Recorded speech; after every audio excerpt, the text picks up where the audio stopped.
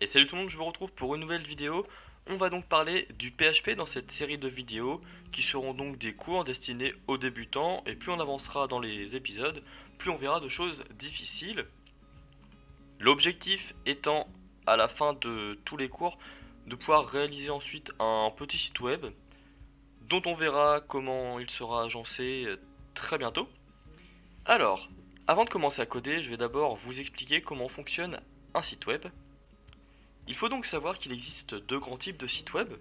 On va d'abord parler donc du site statique. Un site statique, en fait, c'est un site réalisé uniquement à partir des langages HTML et CSS, les deux langages vraiment très basiques pour la mise en page et la création d'éléments. Ce genre de site ne peut être mis à jour automatiquement, en effet, c'est au propriétaire du site de le faire en modifiant lui-même le code source. Vous imaginez bien du coup que de modifier le site plusieurs fois par jour est une action plutôt pénible. C'est pour cela qu'un site statique va plutôt être, vous voyez, vitrine, pour présenter par exemple les produits de votre entreprise. Ce genre de site se fait de plus en plus rare. Nous, ce qui va nous intéresser, c'est le deuxième type de site. On va laisser le type statique de côté, puisque nous, on va parler du site dynamique.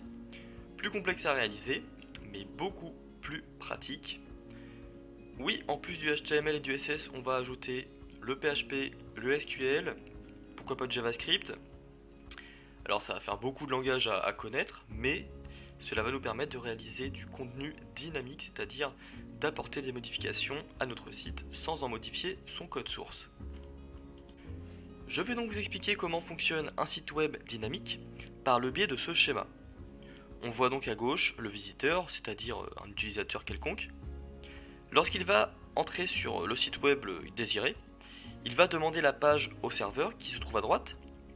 Sur ce serveur, on a le site web qui est hébergé dessus. Le serveur, lui, va traiter la demande en générant tous les éléments de la page, puis la renvoyer au visiteur. Et tout cela, bien sûr, en quelques secondes, voire millisecondes. Donc c'est comme ceci que fonctionne par exemple l'affichage de votre pseudo lorsque vous avez créé un compte sur un site.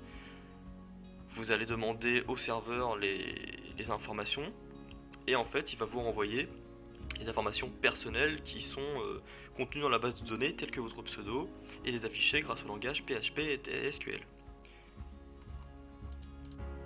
Pour finir, je vais donc vous dire ce qu'il va vous falloir pour suivre le cours.